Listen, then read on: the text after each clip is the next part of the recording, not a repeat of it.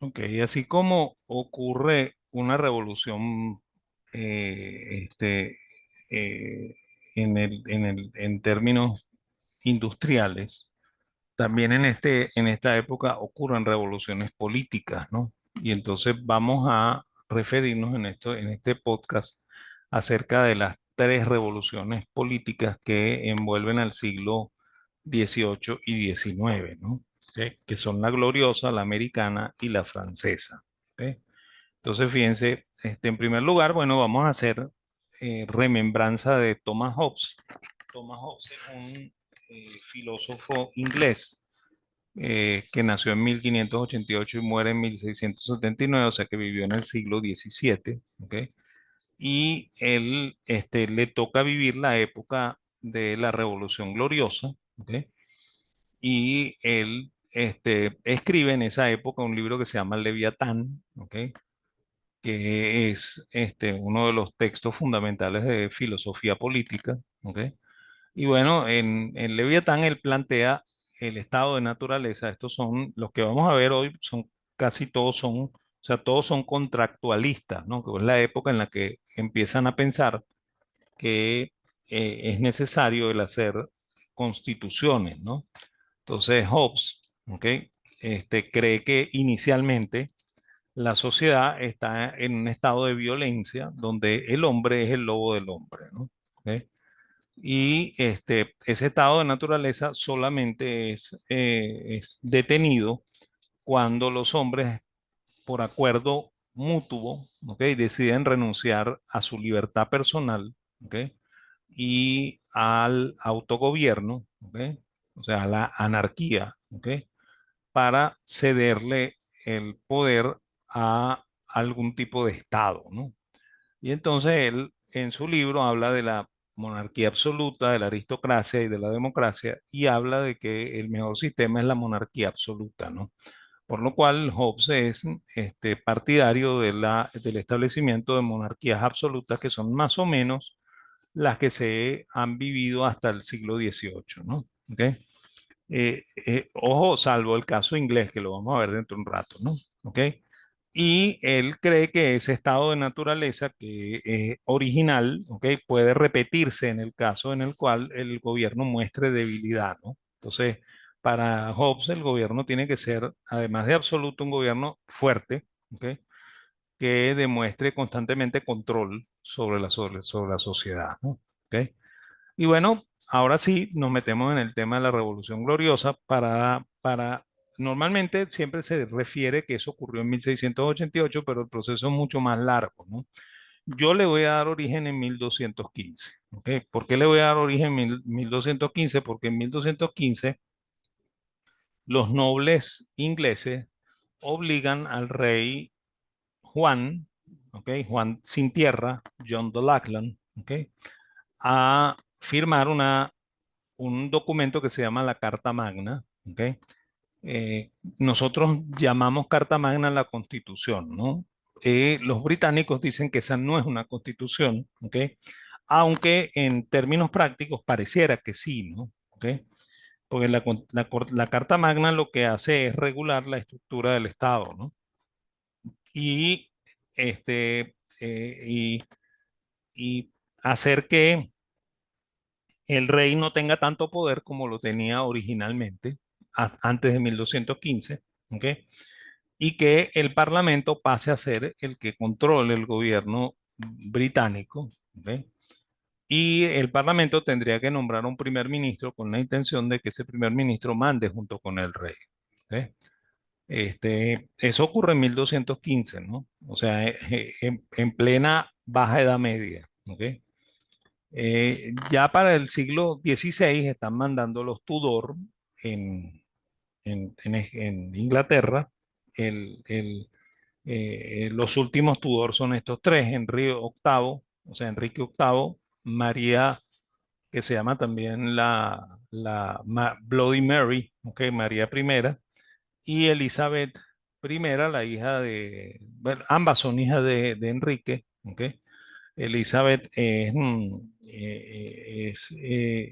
la reina virgen, que se le llama así porque nunca se casó. ¿Ok? Y bueno, ellos tres eran reyes absolutos, ¿no? ¿Ok? Sin embargo, en Inglaterra eso no es normal, ¿no?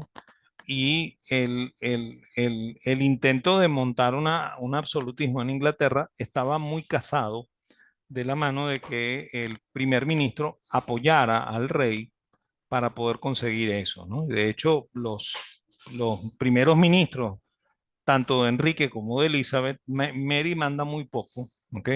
Van a, van a apoyar al rey, ¿ok?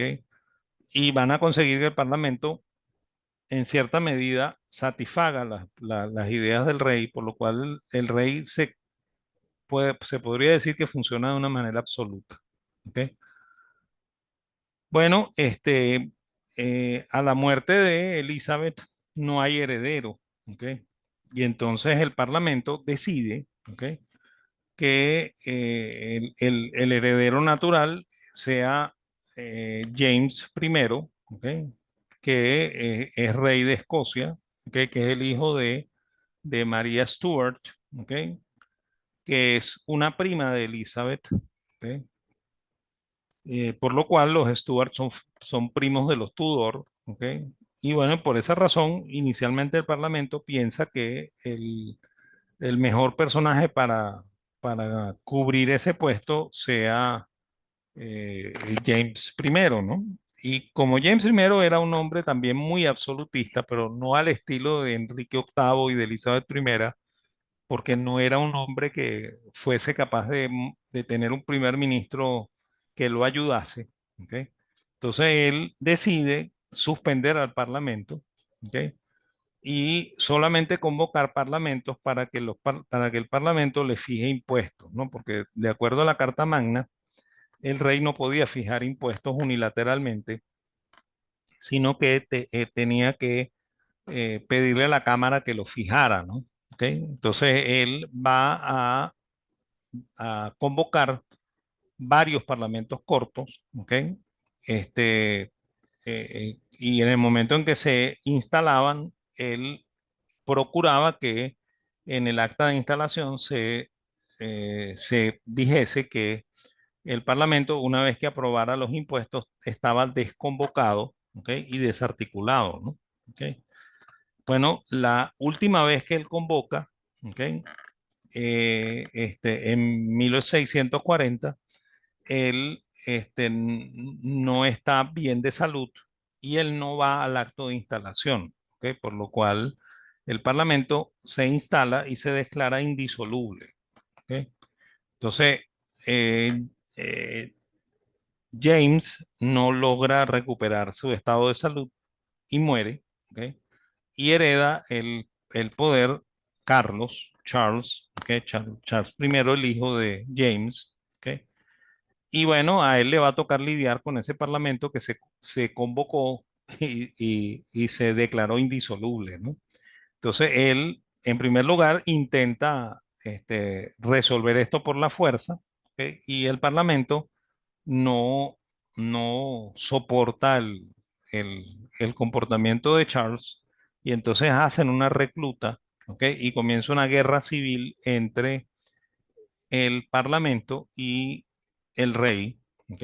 Esa guerra va a terminar con la huida de Charles a Escocia, ¿ok?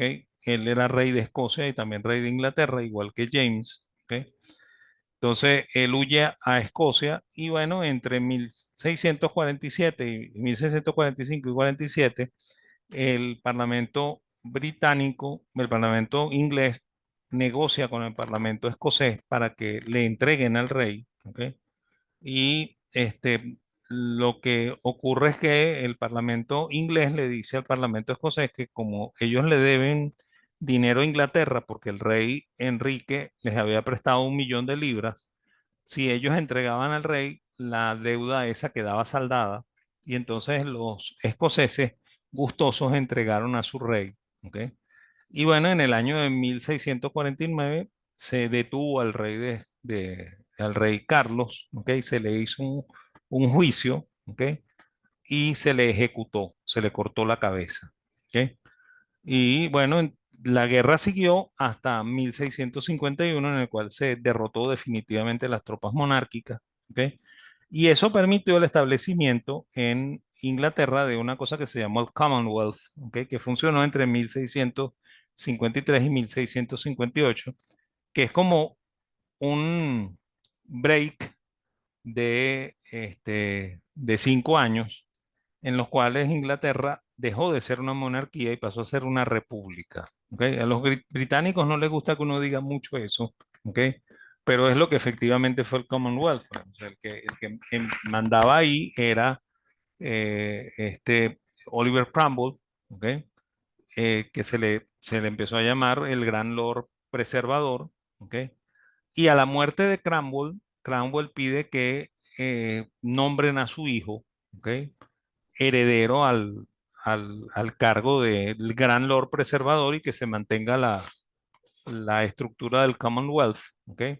Fíjense que ellos eliminan la monarquía por 5 años porque no hay constitución, ¿no? O sea, la Carta Magna en realidad no es una constitución, ¿no? ¿Ok? Y todavía Inglaterra no tiene constitución, ¿no? Lo cual lo hace a uno dudar de que la constitución sea necesaria, ¿no? O sea, eso es una idea de los contractualistas que estamos viendo, ¿no?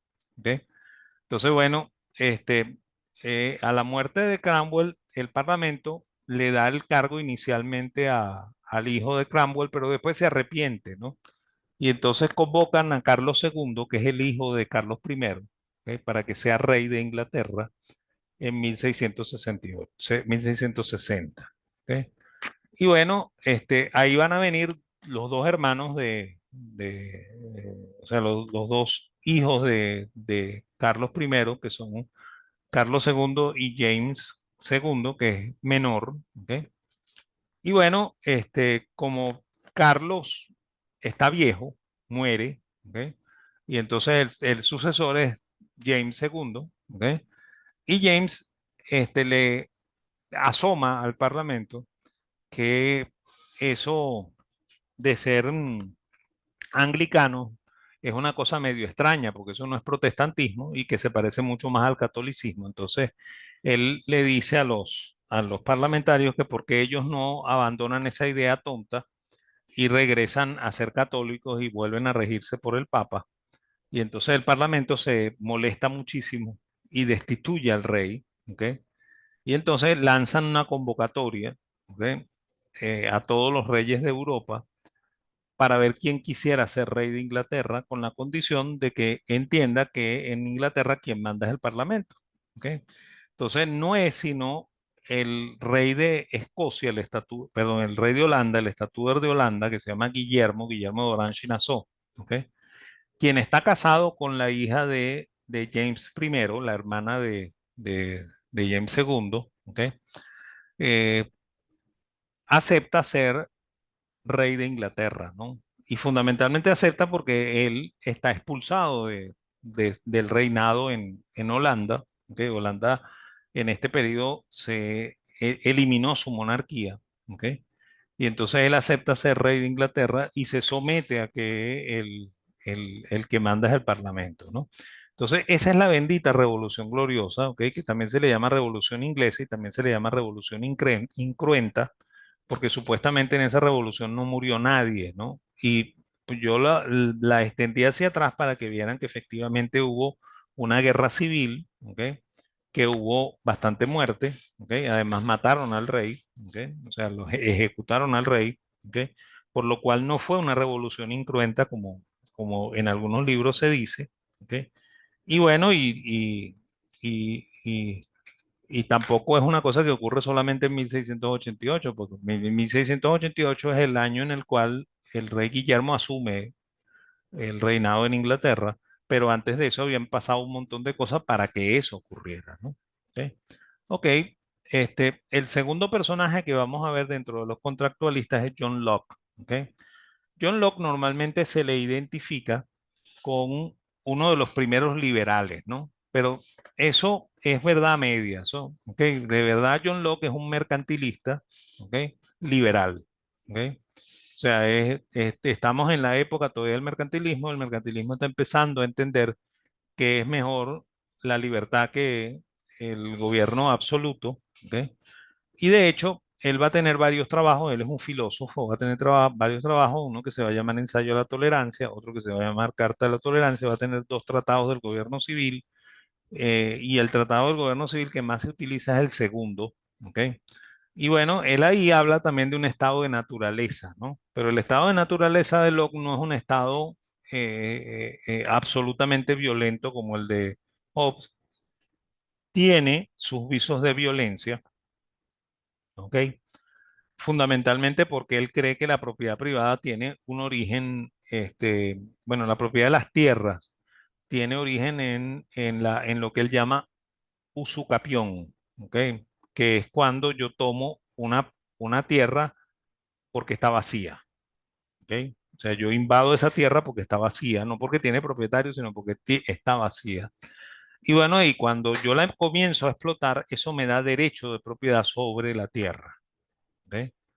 Entonces, él creía que en el estado de naturaleza había libertad e igualdad, ¿ok? Y que ese estado de naturaleza se rompía cuando el individuo intentaba, bueno, no intentaba, el individuo pasaba a tener propiedad privada y luego él intentaba mm, defender ese derecho por la fuerza, ¿no? ¿Ok? Entonces, bueno, ese estado de semi-anarquía en el cual las personas toman la propiedad y a la vez intentan defender esa propiedad, ¿ok? Se cede, ¿ok?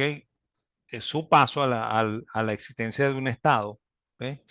Que se encargue de proteger ese derecho de propiedad, ¿ok? Entonces él cree que el Estado nace en el intento de defender los derechos de propiedad, ¿ok? Y el Estado que él se imagina es un Estado que tiene los tres poderes divididos, ¿ok? Y esos tres poderes en el momento de Hobbes son el poder legislativo, ¿ok? Que en realidad no se llama legislativo, sino parlamentario, porque él cree que el parlamento es en el que se debería ejercer el verdadero dominio de la política, ¿ok? No porque el parlamento sea el lugar en que se hacen leyes, sino porque es el lugar en el cual se discute. Por eso es que parlamento, ¿ok? Y el ejecutivo, que es el que ejecuta, ¿ok? Lo que el parlamento decide, ¿ok? Y él habla de un tercer poder que llama federativo, que es el que se encarga de las relaciones internacionales, ¿no? O sea, de todos los que son los consulados y las embajadas, ¿no? ¿Ok? O sea que fíjense que no hay poder judicial, ¿ok? Porque en este momento y durante mucho tiempo, la justicia en Inglaterra es privada, ¿ok? Entonces, el poder federativo es el otro apéndice del Estado, ¿no? ¿Ok? Y él cree que la mejor forma de organización no es, como dice Hobbes, la monarquía absoluta, sino que más bien es la monarquía parlamentaria, ¿no? Que es lo que tiene Inglaterra. ¿Ok? Entonces, ese es el pensamiento de Locke. ¿Ok? Y hay otro contractualista más que es Jean-Jacques Rousseau, ¿ok? Que es quizá el más peligroso de los tres. ¿Ok? Jean-Jacques Rousseau parte de un estado de naturaleza en el cual él cree que el ser humano en la naturaleza vive en paz y armonía, ¿no? ¿Ok? Y por eso que se habla del buen salvaje, ¿no? Acuérdense que esta es la época también en la que los europeos están conquistando tierras nuevas, ¿ok? Y bueno, él aboga porque esos salvajes son buenos, ¿ok? Y que nosotros vamos a echarlos a perder, ¿no? ¿Ok? Y de hecho, Rousseau cree que la sociedad es la que pervierte al buen salvaje, ¿ok? Y lo convierte en ese ser perverso que hoy vive en la sociedad, ¿no? ¿Ok? Y bueno, y eso también justifica ciertas ideas que vienen a nacer aproximadamente en el siglo XIX, que es las que nos llevan hacia la naturaleza, ¿no? Que dicen que cuando nosotros vivíamos en la naturaleza, vivíamos mejor, ¿ok? La gente como que se le olvida que en la naturaleza, la vida era quizá más salvaje que en la sociedad, ¿ok? Porque Rousseau los ayuda a confundirse, ¿no? ¿Ok? Aquí hay, él cree también, igual que Hobbes, perdón, que Locke, que lo que arranca esto es la disputa por el derecho de propiedad, ¿ok? Sin embargo, él no es partidario de que el derecho de propiedad sea inalienable, ¿ok? Por eso es que Rousseau no es tan liberal como pudiera ser Locke, ¿ok? Aunque Locke tiene también sus visos de no liberal, ¿no? ¿Ok? Y bueno, y como Locke no es de ninguna manera liberal, entonces Locke es partidario de que el ser humano que no ha vivido nunca en la libertad, ¿ok? No puede dársele la libertad así como así, ¿ok? Y entonces él cree que la única manera de que el ser humano aprenda a vivir en libertad es que exista una suerte de gobierno dictatorial que él llama gobierno de la voluntad general, que es un periodo largo en el cual va a haber un gobierno absoluto que nos va a enseñar a vivir en libertad. ¿Ok? Eso es bastante contradictorio porque normalmente cuando los gobiernos son absolutistas, ¿ok? No nos enseñan a vivir en libertad, sino que nos enseñan a vivir cada vez más sometidos, ¿no? Entonces, creo que Rousseau ahí está equivocado, ¿ok? Y lamentablemente para nosotros, Rousseau tiene mucha influencia en Latinoamérica y en especial en Venezuela, porque Rousseau era el filósofo favorito del Libertador, ¿no? ¿Ok? Y él creía que efectivamente era así, ¿no? Por eso es que no se permitió el establecimiento de una verdadera república cuando se dio la independencia, sino que se montó una dictadura, ¿ok? Muy parecida a la de la voluntad general. ¿Ok? Ok, en la otra revolución que ocurre en este periodo es la Revolución Americana, que es la Revolución de Independencia Norteamericana, que sí es una revolución, ¿ok? Mucho más que la Revolución Gloriosa, ya lo vamos a ver, ¿ok? Aquí también nos tenemos que ir más atrás, ¿ok? Más o menos entre el siglo XVI y el siglo XVII ocurren el poblamiento de las 13 colonias británicas en Norteamérica. Para los británicos, lo que ellos tenían en América eran efectivamente colonias, ¿ok? No como para los españoles, que para ellos inicialmente esto eran provincias, ¿ok? Eh, o sea, que eran parte de la división del imperio, ¿ok? Y entre el siglo XVI y el siglo XVII se van a poblar las colonias británicas, ¿ok? Y se van a fundar estas 13 colonias, ¿no? ¿Ok? Este, la actividad inicial de los colonos es la agricultura y aquí hay que entender también una cosa, ¿no? Que cuando las personas que colonizaron el norte iban como familias enteras, ¿no? O sea, iba papá, mamá e hijos, ¿ok? Como emigrantes de Inglaterra a Norteamérica para formar las colonias, ¿no? ¿Ok? En el caso de América no pasó así, en el caso de América se enviaron hombres solos, ¿ok? Y se enviaron hombres solos para que esos hombres se mezclaran con las indias, ¿ok? Y dieran origen a más gente dentro del territorio español en América, ¿no? ¿Ok? O sea que no es la misma forma de pensar que lleva a una gente al territorio americano, ¿no? ¿Ok? Bueno, entre 1756 y 1763 va a ocurrir una guerra entre Inglaterra y Prusia, ¿ok? Con la participación de Austria, ¿ok? Y eso también va a afectar mucho el que haya movimiento de gente hacia América, ¿ok? Eh, y van a darse también cambios legales, ¿no? O sea, cuando ya estén los reyes de la casa Orange y Nassau, se van a establecer leyes impositivas contra América. Se va a hacer una cosa que se llamó el Sugar Act, otra cosa que se llamó el Stamp Act, ¿ok? Otra cosa que se llama el Townshend Act. ¿Ok? Entonces, esos todos eran leyes de impuestos en las cuales se le imponían impuestos a los británicos en América. ¿Ok? Y bueno, eso va a llevar a los británicos en América a rebelarse, ¿ok? Y en 1770 va a haber una masacre en Boston, ¿ok? En el año de 1773 va a ocurrir una ley que se llamó el Tea Act, ¿ok? Que cobraba impuestos por el té. Y bueno, este producto de las protestas, ¿ok? el, el rey decide dejar solamente el impuesto al té y quitar todos los impuestos Sin embargo, en ese mismo año de 1773, los norteamericanos disfrazados de indios suben a los barcos y echan las cajas de té al agua para evitar que se pague el único impuesto que se había mantenido en América. ¿Ok? Y entonces ellos en el año de 1774 forman su primer congreso, ¿ok? Que lo llaman así congreso, no lo llaman parlamento, ¿ok? Y envían al señor Franklin como representante a Europa para decirle al rey de Inglaterra que ellos están dispuestos a aceptar las leyes que emita el Parlamento norteamericano, ¿ok? Igual que ocurre en Inglaterra, pero el rey de Inglaterra no acepta la propuesta de Franklin, ¿ok? Porque él dice que Norteamérica no es Inglaterra, ¿ok? Que Norteamérica es una colonia y que Norteamérica tiene que estar sometida a lo que decía el rey, ¿ok? Y entonces eso es lo que va a hacer que los británicos que estaban en Norteamérica dejen de sentirse británicos y poco a poco se conviertan en lo que hoy en día llamamos norteamericanos. ¿Ok?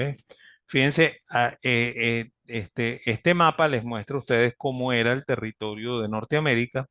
Fíjense, lo que está en color azul, ¿ok? Le pertenecía a Francia, ¿ok? Que es el gran estado de Luisiana. ¿Ok? Lo que está en amarillo le pertenecía a España, ¿ok? Le pertenecía a España, México, los estados del suroeste de los Estados Unidos, ¿ok? Hasta Texas, ¿ok? Florida, ¿ok? Y bueno, y por supuesto México, que se llamaba la Nueva España, ¿no? ¿Ok? Y el territorio inglés era solamente esta franja de color rojo aquí, ¿ok? Y esta franja de color rojo en Canadá, ¿ok? Este, por supuesto, el rey va a emitir una ley que se llama la Quebec Act, el mismo rey de Inglaterra, en la cual dice que los franceses tienen que salirse de aquí, porque esto es, esto es británico, ¿no? ¿Ok? Entonces, eso es en cierta medida lo que va a llevar a los franceses a apoyar a los norteamericanos en el proceso de independencia, ¿ok? Además del viaje que da Franklin hacia Europa, porque Franklin va a Francia y él le expone a Francia, ¿ok? Que Estados Unidos está al borde de la independencia. ¿Ok? Bueno, que Norteamérica está al borde de la independencia, ¿no? Y entonces, bueno, las guerras de independencia se van a desarrollar entre 1775 y 1783, ¿ok? Van a ser lideradas por un señor que originalmente era un granjero que se llama George Washington, ¿ok? Y en el mismo año de 1775 se crea el Segundo Congreso Continental, que ya no tiene la intención de ser un parlamento con rey, sino que tiene la intención de ser un parlamento en rebeldía contra el rey. ¿Ok? Entonces ahí van a surgir los padres fundadores, que son John Adams, Thomas Jefferson, Benjamin Franklin, ¿ok? Hamilton, etcétera, etcétera. ¿Ok? Y estos van a firmar el Acta de Independencia en 1776. ¿Ok? Y van a establecer la primera constitución confederada en el año de 1775. Lo que pasa es que esa constitución no es aceptada por las 13 colonias, o sea, que en este momento ya se llaman 13 estados. ¿Ok? Eh, y bueno, ahí el Parlamento, el Segundo Congreso Continental, se va a dedicar a realizar una segunda constitución que se va a aprobar en el año de 1789. ¿Ok?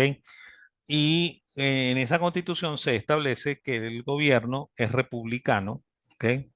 Por lo cual ya no hay monarquía en Norteamérica y se derogan todas las leyes británicas y se empiezan a crear nuevas leyes, ¿no? O sea que esto de verdad es una revolución, ¿ok? Y bueno, ahí Washington venía ejerciendo el gobierno, el poder ejecutivo de una manera dictatorial, ¿ok?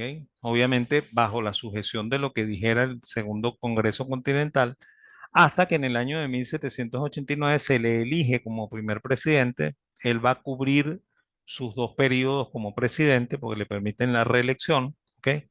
Y luego, al final del segundo periodo, él se va a retirar, ¿ok? Incluso se va a retirar de la política, ¿ok? Lo cual es una cosa que es sorprendente, ¿ok?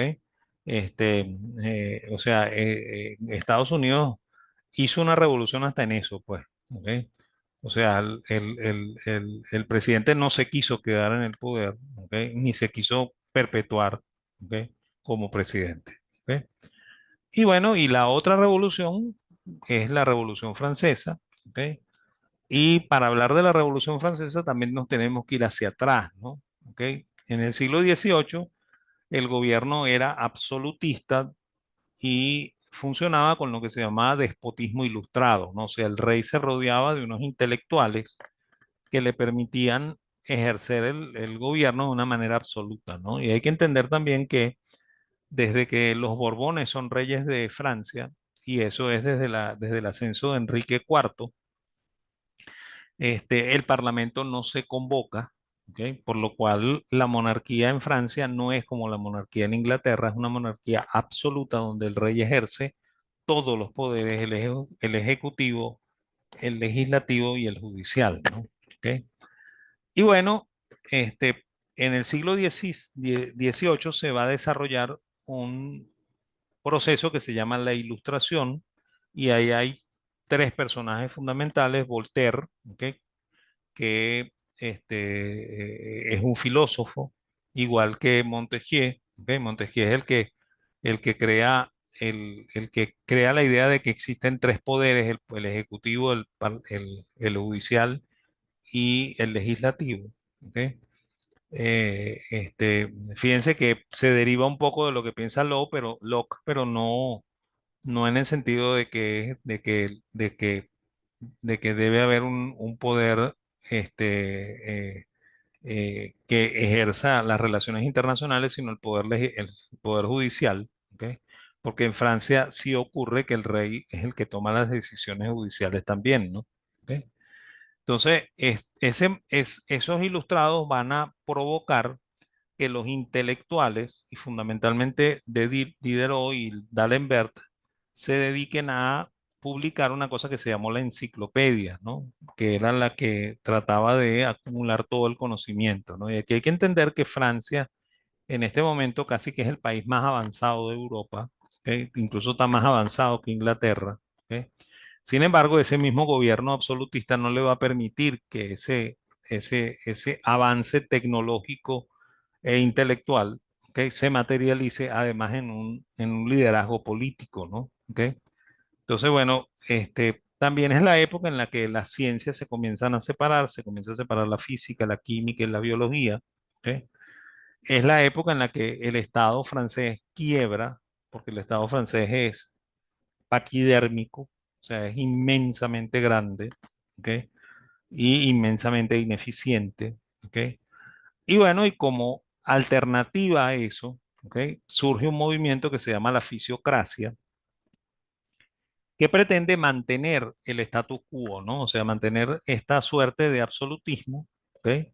Pero haciéndolo un poquito más manejable, ¿no? ¿Ok? La fisiocracia, como su nombre lo indica, es el gobierno de la naturaleza, ¿no? Y estos personajes creían que el gobierno tenía que dar libertades económicas, ¿ok? Para que se produjeran más cosas en Francia, ¿ok? Y para que Francia pudiera subsistir, que el gobierno debía bajar los impuestos y simplificarlos a un solo impuesto único que fuese bajo, ¿ok? Por supuesto, eso significaría bajar la burocracia, ¿ok? Bajar el ímpetu guerrero del gobierno francés, porque Francia a cada momento iniciaba guerras con otros países, ¿ok? Y bueno, toda una serie de reformas que los llevaban muy cerca del liberalismo, sin llegar a ser liberalismo, porque recuerden que los fisiócratas son creyentes de que debe haber un absolutismo también, ¿no? ¿Ok? Y bueno, también en esta época los reyes de Francia deciden apoyar la guerra de independencia norteamericana, y eso es lo que va a llevar a Francia a la ruina, ¿ok? Y se va a presentar una crisis agrícola, ¿ok? Donde va a haber escasez de harinas, ¿ok? Precisamente por las regulaciones, ¿ok? Y bueno, eso va a mover varios movimientos. El primero es la revuelta de los privilegiados. Cuando eso ocurre, entonces el rey convoca a los estados generales, ¿ok? Que es el Congreso, ¿ok? Y el Congreso tiene 164 años en que no se había convocado, ¿ok? Y bueno, aquí no hubo una elección de diputados, sino que el rey decidió quiénes iban a ser los representantes de estos estados generales, ¿ok? De las cortes. Y bueno, y él nombró a algunos representantes de la iglesia él denominaba primer estado, ¿ok? Nombró también a algunos representantes de la nobleza, que él denominó segundo estado, ¿ok? Y como ya estaba en ascenso la clase burguesa, que son los comerciantes y los ¿cómo se llama? Y los artesanos. Entonces nombró un tercer estado, un tercer grupo de representantes que se llamó el tercer estado, ¿no? Entonces, bueno, inicialmente esto arranca, cuando arranca el rey establece las normas y dice que cada uno de los grupos se va a reunir aparte y cada uno de los grupos va a tener un voto en las decisiones, ¿ok? Lo cual hace que los burgueses se den cuenta de que nunca va a haber reformas, ¿no? Porque sencillamente el- el- los diputados están elegidos de manera tal de que los que son más conservadores tomen la decisión en cada uno de los estratos, ¿ok? Y al final, si los únicos que quieren cambios son los burgueses, el único voto a favor de los cambios va a ser el burgués y los votos de la iglesia y de la nobleza van a ser en contra, ¿no? ¿Ok? Entonces ellos se separan, ¿ok? Se van a un sitio de Versalles que se llama el juego de pelota, ¿ok? Y ahí juran que no van a volver al- a la sala de reuniones del Congreso a menos de que cambien esta normativa, ¿ok? Entonces el rey envía emisarios para convencer a los burgueses de que regresen, ¿ok? Y cuando el rey se entera de que lo que ellos quieren es que les den votos uninominales, bueno, ellos, él se los da, ¿ok? Y cuando los burgueses regresan al Parlamento, entonces convierten al Parlamento en una Asamblea Nacional Constituyente, ¿ok? Que elimina los fueros, ¿ok? O sea, elimina los derechos especiales a la iglesia y a la nobleza, ¿ok? Y declara la, o sea, hace la declaración de los derechos del hombre y del ciudadano, ¿ok?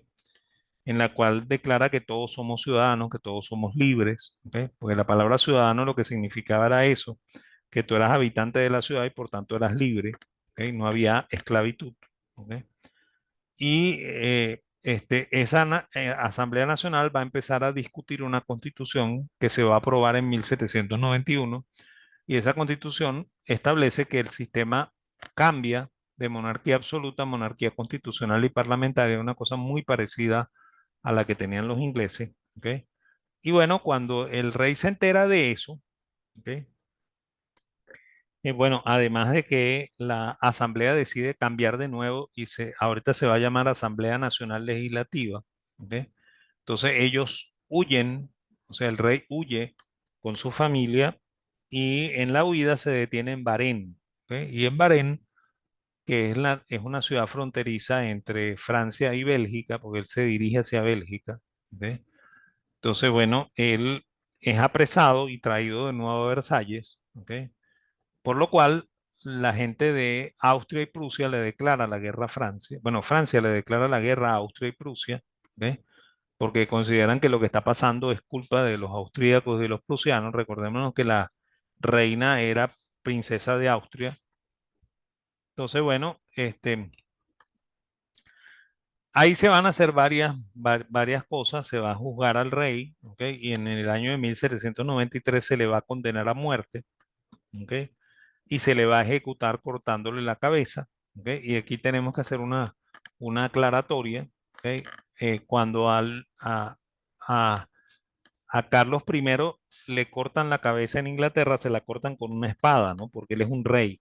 ¿Ok? Y lo que ocurría normalmente en los países en los que había monarquía era que a los nobles se les cortaba la cabeza con espada, ¿ok? Mientras que a la gente del pueblo se le cortaba la cabeza con un hacha, ¿no? Bueno, a Luis XVI le van a cortar la cabeza con un hacha, como si no fuese rey, ¿no? ¿Ok? Porque la monarquía está absuelta, ¿ok? Y él ya no es rey, ¿no? Entonces se le corta la cabeza con un hacha como un ciudadano común y corriente, ¿no? ¿Ok? Luego de eso, la asamblea se va a transformar en convención nacional y va a ocurrir una república, ¿ok? este, que va a vivir entre 1792 y 1795, donde hay cuatro partidos políticos, los girondinos, ¿ok? Que son la alta burguesía, ¿ok? Que son creyentes de que deberíamos volver a un sistema de, ¿cómo se llama?, de monarquía constitucional, ¿ok? Los montañeses que eran absolutamente republicanos, ¿ok? Y bastante violentos, ¿ok? La llanura, que eran unos diputados que eran acomodaticios, que se iban para un lado o para el otro, y los cistercenses, que eran también partidarios de la monarquía constitucional, que eran un grupito muy pequeño, ¿ok? Y bueno, y aquí hay que comentar también que en 1792 la asamblea era fundamentalmente girondina, ¿ok? O sea que era mucho más tranquila, ¿ok? En 1793, quienes toman el poder son los jacobinos, ¿ok? Y la convención se transforma en jacobina y ahí es donde va a comenzar el reino del terror, ¿ok?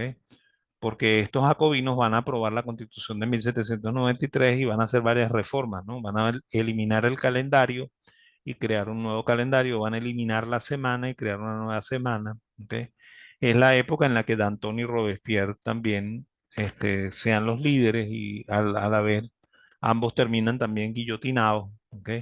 Y se crea una cosa que se llama el Comité de Salud Pública, que es un organismo por el cual el, el gobierno trata de detectar los que están en contra de la revolución para ejecutarlos, ¿ok? O sea, se llamaba salud pública por eso, porque estaba tratando de mantener la salud de la sociedad, ¿no? ¿Ok? Bueno, eso termina con lo que se llama el Termidor, que es un periodo que corre entre 1794 y 95, en el cual primero condenan a Danton, luego condenan a Robespierre, ¿ok? Y en el año de 1795, este, eh, se establece una nueva constitución, ¿ok? Y se hace una especie de gobierno confederado, ¿no? En el cual se crea un directorio que va a gobernar durante 4 años, que son 7 personas que ejercen el poder ejecutivo, ¿ok? Y a ese directorio es al que Napoleón le va a dar el golpe de Estado en 1799 y Napoleón se va a convertir en una suerte de dictador. Él se va a autollamar cónsul, ¿ok? Hasta el año de 1803. En el año de 1803 él se hace nombrar emperador, ¿ok? Y va a gobernar hasta 1815, ¿ok? Cuando se dé la batalla de Waterloo y en el interín va a invadir España, ¿ok? Y por esa razón, Napoleón es en cierta forma uno de los generadores de la independencia de Sudamérica, ¿ok? No la Revolución Francesa, sino el acto de Napoleón haber invadido España, ¿ok? Entonces, eso es lo que ocurre en la Revolución Francesa, ¿no? ¿Ok? Y bueno, con eso termina este podcast, ¿ok? Gracias, ¿ok?